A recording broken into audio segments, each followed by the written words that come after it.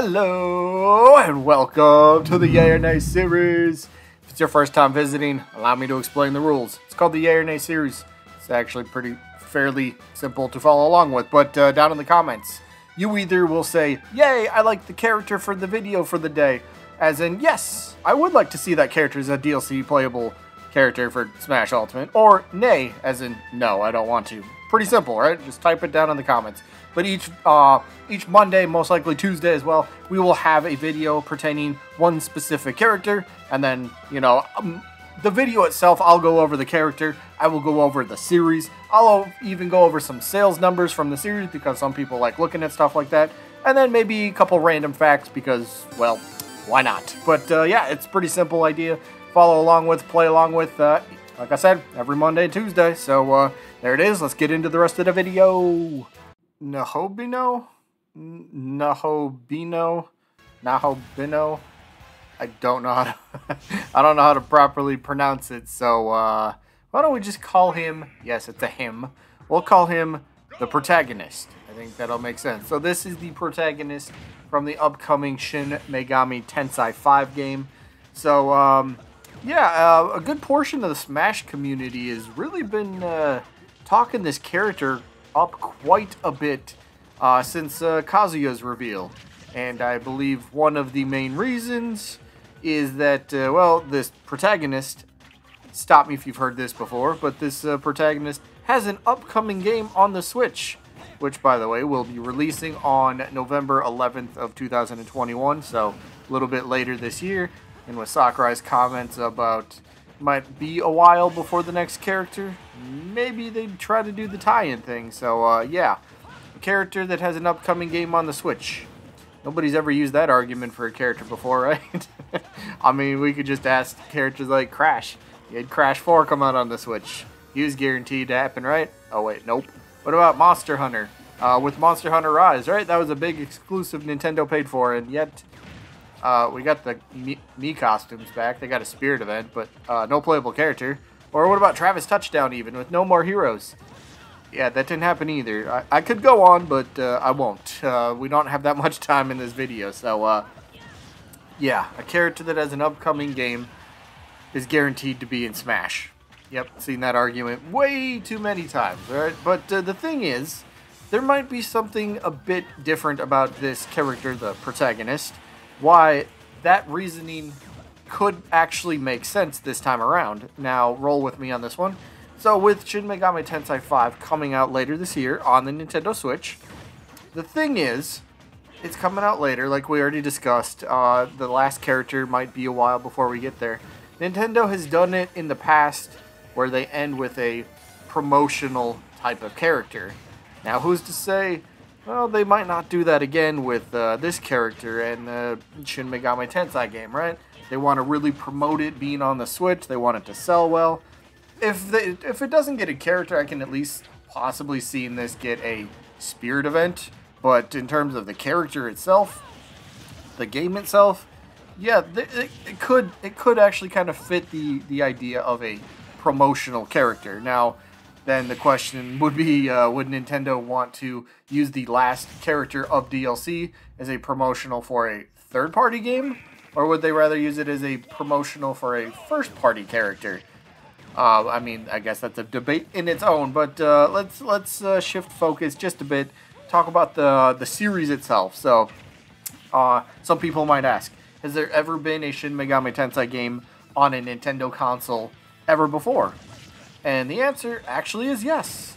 Take a look. See, Shin Megami Tensei 4 and Shin Megami Tensei 4 Apocalypse were both released on the Nintendo 3DS, and they were both exclusive to the Nintendo 3DS as far as I was aware while doing a little research for this. So, yeah, the series does have a tiny bit of, we'll say, I guess, history with Nintendo. So, yeah, they've been here before, and they'll be here on the Switch later this year. So, yeah, usually we also talk about a little bit of sales data. So, while I couldn't find anything up to date or concrete for the Shin Megami Tensei 4 games for the 3DS in terms of sales data, I found an article from like 2013, but I didn't know if that was really going to be relevant here, so I didn't show that. Instead, I found this.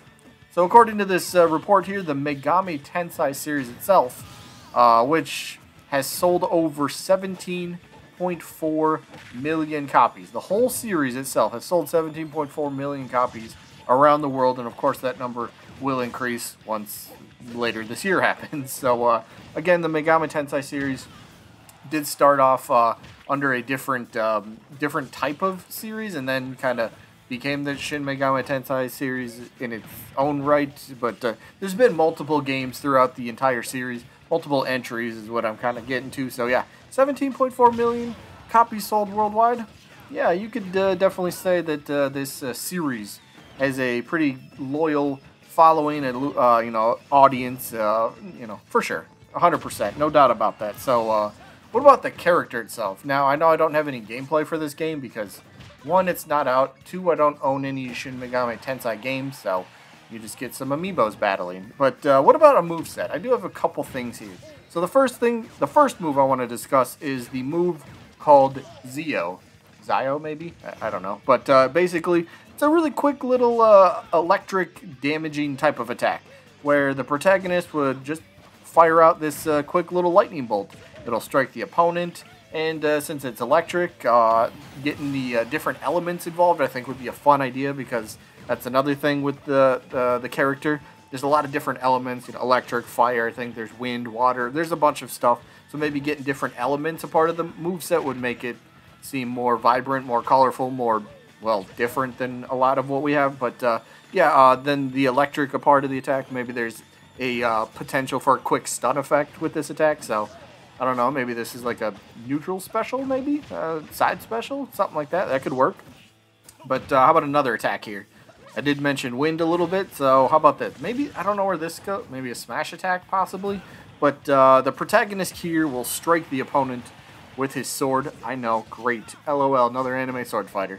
But, you gotta work with what he's got. So, but either way, he will strike the opponent with his sword a few times, while then creating like this tornado that sends the opponent, well, I guess maybe flying upwards. So it could be like, how Link has that hit for his forward smash, you have to press the button twice, right? He does the first swipe, and then he does the second swipe. So what if for the protagonist here, you have to forward smash and you have to press the attack 3 times? So it's like sword slash 1, sword slash 2, press it again, and then the tornado appears and it shoots him straight upwards or something like that. So that'd be different. We don't have anything like that for Smash. We don't have a 3-part Smash attack. Not that I can think of off the top of my head. So just, what is this move called? Wrath Tempest, if I didn't say so. So, interesting little idea. And then the last one, I could see this working very well as a Final Smash. I believe it is called the Divine Arrow Fall.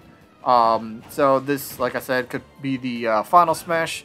While researching it, there really wasn't much known about the attack other than it's supposed to deal like an insane amount of damage and hit multiple times.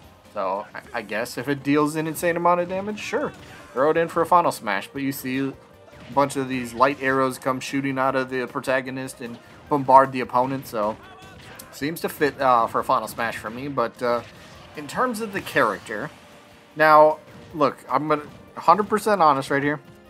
Never played Shin Megami Tensei. Never played any Persona game. Really don't think I'm going to be playing either of those series anytime in the near future. I've looked at some trailers and some gameplay and stuff, and while it doesn't necessarily grab my attention immediately and entice me a bit, it doesn't make me want to go, yes, I need to buy that immediately. I'm willing to give the character a try. Just like I say with any character, I'm willing to give them a try. If they get into the game, let me play as the character before I make my official opinion about it. But since this is the Yay or Nay series, we need to make an official opinion, I guess, beforehand. So, just going based on how I judge other characters, is this a character that is in my top 50, top 30, top 20 most wanted? No. So, I'm going to give this character a nay. I don't know if I'm in the minority here or the majority. I don't know. But this one will be an interesting character nonetheless to figure out. But Nahobino, the protagonist, nonetheless. Let me know what you guys think down in the comments. Yay or nay. That is it for this one. As always, there was a video yesterday with a brand new character as well. That would have been Rillaboom from the Pokemon series. So make sure you go vote in that video if you haven't already. And yeah, that's going to be it for this one. Hope you guys enjoyed as always. And I guess I'll see you when I'm looking at you.